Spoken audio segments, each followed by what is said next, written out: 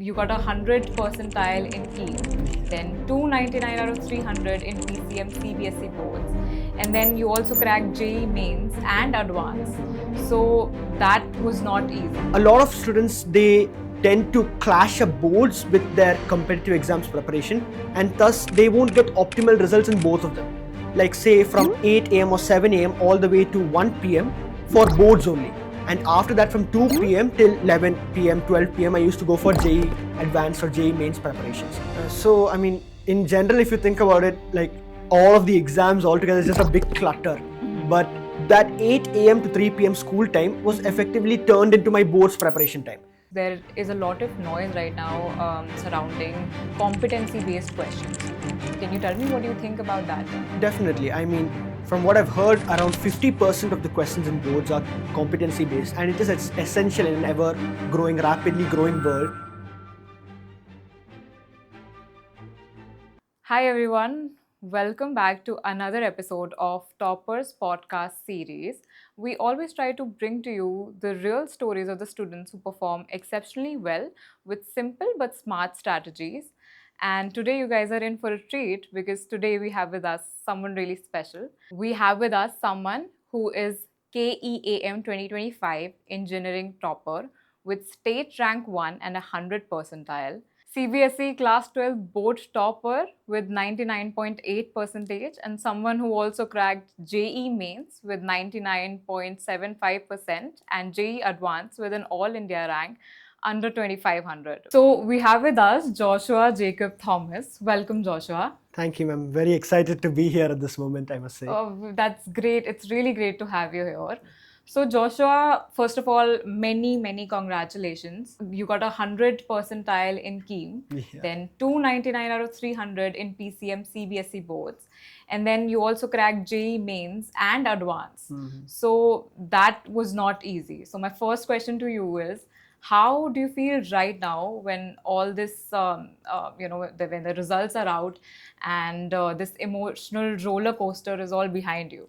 I mean, I must say it was a surreal experience. It's overall quite a new one to me because I've not been in so much victories until right now, and all of this back to back, be it a KEAM result or JEE Mains or JEE Advanced or boards, all of it was just very overwhelming to myself and my parents and all of my friends, I must say.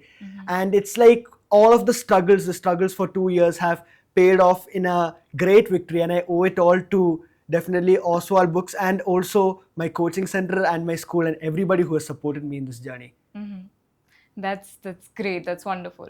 So I think that brings me to my next question. Let's rewind a little to your class 11th maybe. And I want to know that in your class 11th, did you already make up your mind about giving all these exams, KEAM and then JEE Mains and Advanced and then CBSE Boards all together, or did this plan evolve eventually? I must say in 11th, basically 10th ending after my CBSE board exams was the initial time I was aware about, okay, there is this exam such as JEE Mains, JEE Advanced. So I went into preparation, I went into coaching from that ever since 11th. And the board exams, I know it was a big hurdle to crack, especially along with JEE Mains and Advanced, but my parents and myself weren't very keen in taking a drop year for purely for JEE Mains and Advanced. I mean, at the end of the day, it is 1 year gone just for learning an exam when you can still get into a decent college with the same degree. So we were all for it, writing the competitive exams along with the board exams. And KEAM, I must say, it was covered along with the JEE preparation because JEE is a different level altogether. So KEAM just went along with that, just a lower level, definitely lower than JEE. So I was able to bring that along my studies as well. Okay, that's great to hear that. So tell me more about your preparation. I mean, were there any specific tools or any specific books that you stuck to? What were your strategies? So overall, I would say my strategy is time division. That is one of the major aspects that I can provide, is because a lot of students, they tend to clash up boards with their competitive exams preparation, and thus they won't get optimal results in both of them. So one very important strategy that I had used was dividing some parts of my day. Like initially during the end of my preparation towards when the board exams were coming in, I used to devote, like say from 8 a.m. or 7 a.m. all the way to 1 p.m. for boards only. And after that, from 2 p.m. till 11 p.m., 12 p.m., I used to go for JEE Advanced or JEE Mains preparations. And the materials that I used had basically differed. For boards, I used Oswaal guides. I must say, they were a very major game shift in physics, chemistry, maths, computer science, and English, especially the question banks and the sample papers. They gave me the right approach I needed to crack the board exam questions. And for JEE, I had separate coaching as well. So I had looked into PYQs, and that's how I was able to get through the competitive examination mindset. Got it, got it. Okay, so I think time division that then was one of the most important factors for you. Yes. In the end days, especially, eventually when there are a few months left, what was your strategy then when there are different subjects you were taking up? There was physics, there was chemistry, there was maths, and then you were taking care of JEE as well. So how did that work out for you in the eventual days? So, I mean, in general, if you think about it, like all of the exams altogether is just a big clutter. But everything with a proper schedule, with a proper time management skill, anything can be managed. So, towards the ending, we had schools coming up along with my competitive exams, and that was a problem. But then what I realized was that I took school as a learning time for boards. So, I had my guides in there, I had my textbooks in there, I used to ask doubts, and that 8 a.m. to 3 p.m. school time was effectively turned into my boards preparation time. And after that, from 4, basically everything was competitive exams, just PYQs, physics, chemistry, maths only. My computer science and English, I used to cover up and stop it at school itself.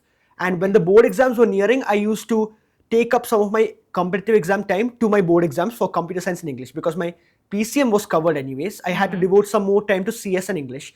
And that is when I would take a little bit of my competitive exam time and devote it to boards. As soon as boards was over, the entire day was just for JEE Mains and Advanced. Got it, got it.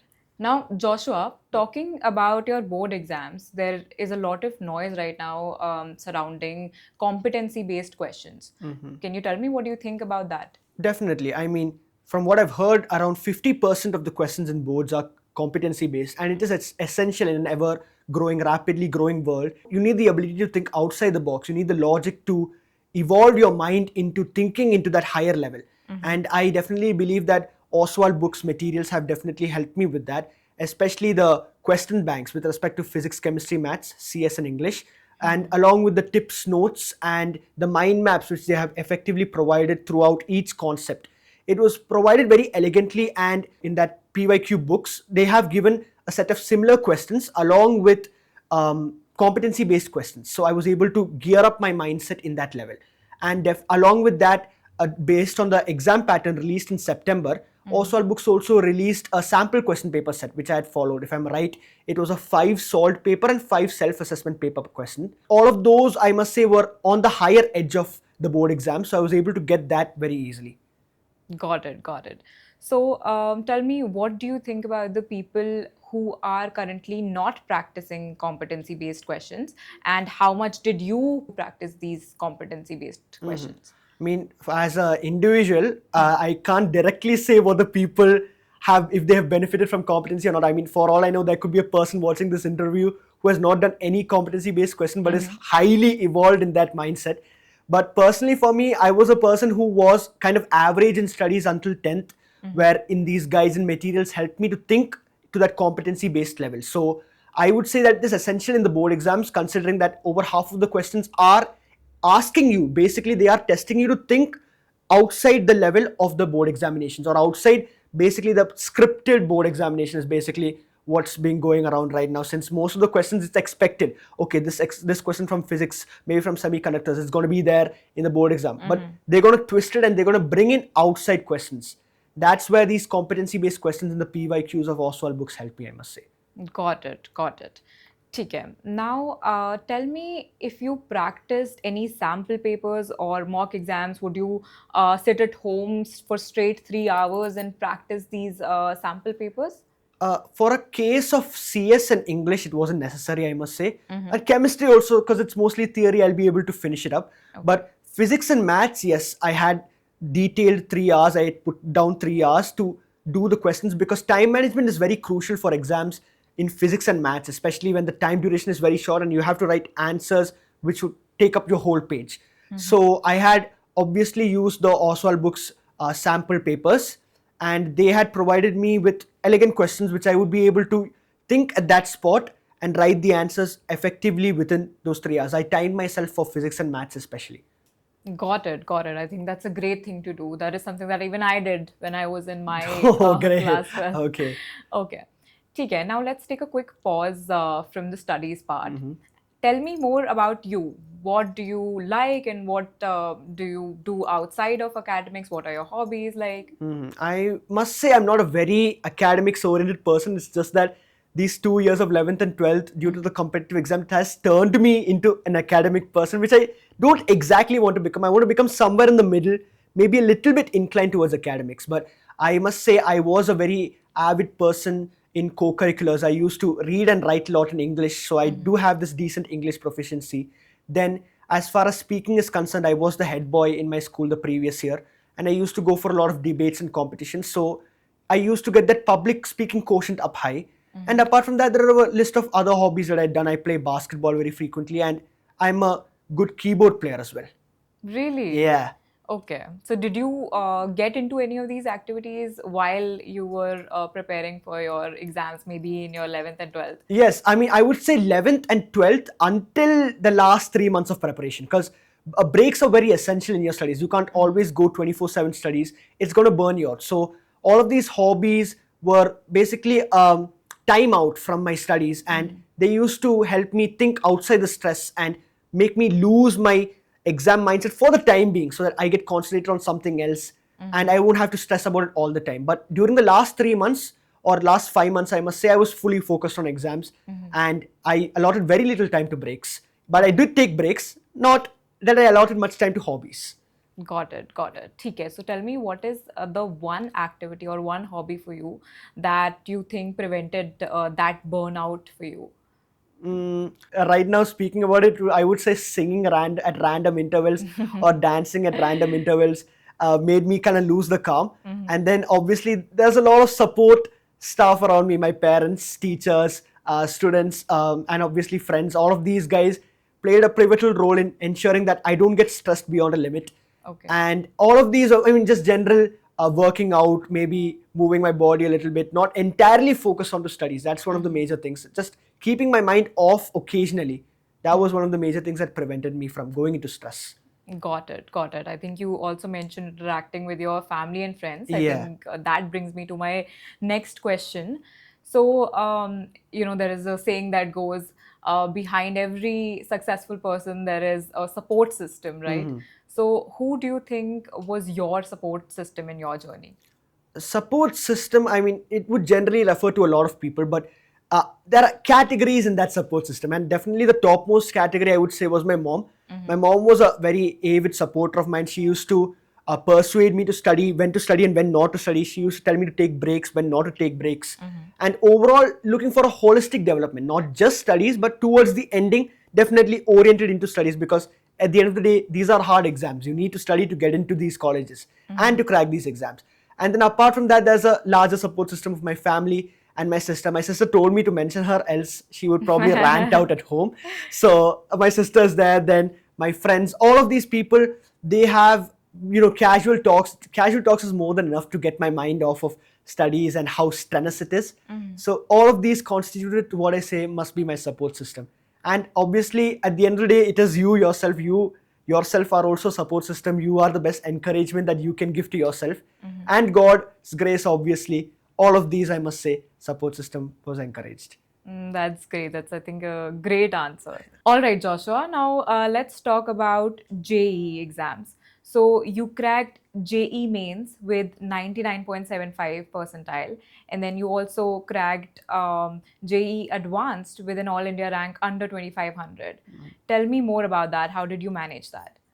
Overall, I thought I'd left the JEE concept entirely after the 2 years. But at the end of the day, it all comes down to good strategy and good planning, and obviously the right materials that you use. So for this JEE preparation, I obviously had a coaching institute, and I'd used their materials for PYQs. But at the end of the day, you have to solve PYQs. For these sort of competitive exams, it is very important that you get a mindset and a level for solving questions.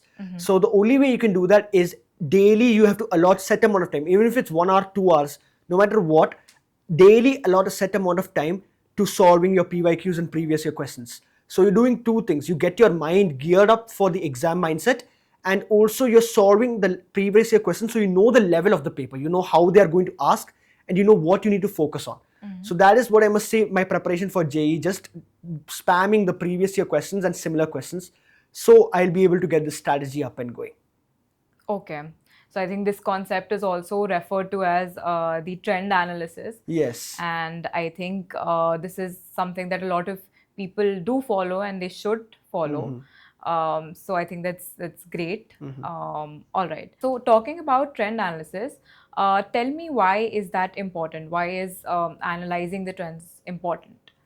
Okay, so a JEE, both mains and advanced, are known to be very notorious for the increasing level of questions that come up every year.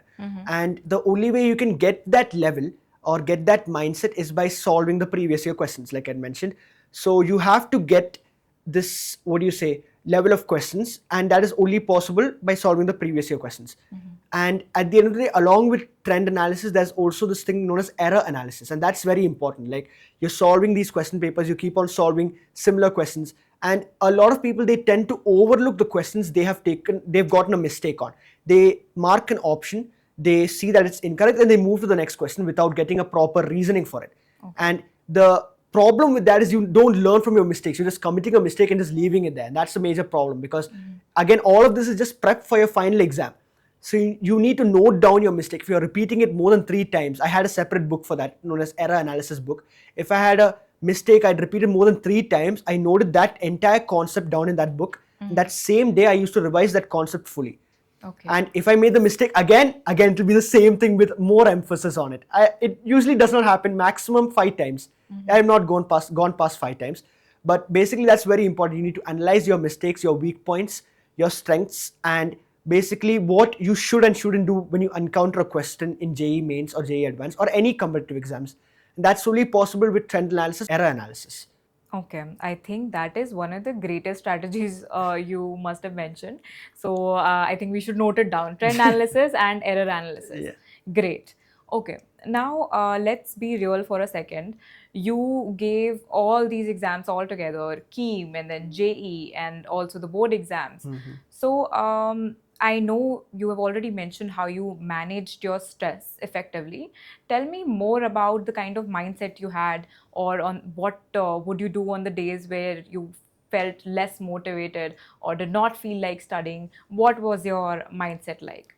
So there were a few days where I was just completely burned out, I must say. Not everyone can achieve full productivity maximum days, but I'm a person that believes that productivity and consistency go hand in hand. Like, even if you do something every day, at the end of the day, you're still being productive for that certain amount of time. But that does not mean all 7 days in a week you do something and just end it off with that, just 1 hour every day. No, that does not mean that. I mean, obviously, some days you go to 10, 12, 14 hours of studies, and next day, it's very natural that you feel kind of offsetting. That is why I am saying this consistency is a very important thing. Doing small things like maybe 1 hour, starting off with 1 hour and then going all the way up, will help you ease off that mindset and get into that exam mindset. So that is very important, I must say. And that's basically all I can offer with regard to consistency and burnouts. But one major strategy that I used to cover burnouts was I used to take the entire day off. Like, instead of doing 1 hour every day for the next 7 days, I used to take just a day off and do whatever I want. And for the next day, I'll be back up and going. So in that day, I'll probably just go out with family or with friends. I'll listen to some music, maybe some motivating music. Because some days I used to feel let down. I used to be like, okay, there's no way I can crack this exam. So obviously I had this huge support system and a lot of motivational videos are there on YouTube. And all of that I used to watch on this break day. This break day is very rare, not every day in the week. I'd say once in 2 months or once in 3 months maximum. So that's when, and the next day I'll be fully motivated, I'll be ready to go. Great, that sounds very interesting. Okay, now tell me, if there is one advice that you could give to the students who are watching this, to the students who are giving their board exams, their 12th board exams, what is the one advice that you would give to them? I mean, personally, the one advice I would give to the people who have all of these crunch regarding board exams and competitive exams is to just keep going for it. I mean, it's a huge journey. There are lots of ups and downs, and the thing you must realize is there's a lot of people out there to support you. And be it your family, your friends, or whatsoever, you have a huge support system behind you. And with the right focus and the right mindset, you can move mountains. That's definitely the right thing. And obviously, one thing I would like to add is God's faith and God's grace. You need to be very oriented in that as well. And overall, just keep going. There'll be a lot of problems that arise in your path, but at the end of the day, you are stronger. Obviously, you can get through this. And there were phases where I thought my struggle didn't make it, but right now I am sitting here giving a podcast. So hopefully soon the people watching this will be as well. So let this be a huge support to all of you guys. That's all. I think that's gold advice. All right, Joshua. So now let's wrap up this conversation with a quick rapid fire round. Okay. All right. Okay. So I'll ask you questions. You just have to quickly answer. Okay, great. Right. Okay. So tell me, what was one topic that you wanted to skip but you had to study anyway? Entirety of physics, probably magnetism and electrostatics, everything. That's basically it. Okay. ठीक है. Are you an early person or are you a night owl? Night owl. Not an early person. I cannot bear getting up in the morning. Okay. Are you a tea person or a coffee person? Neither. I'd prefer chocolate milk. Tea and coffee just don't go. I'm alright with both, but prefer chocolate milk anytime. Okay. ठीक है. Cool.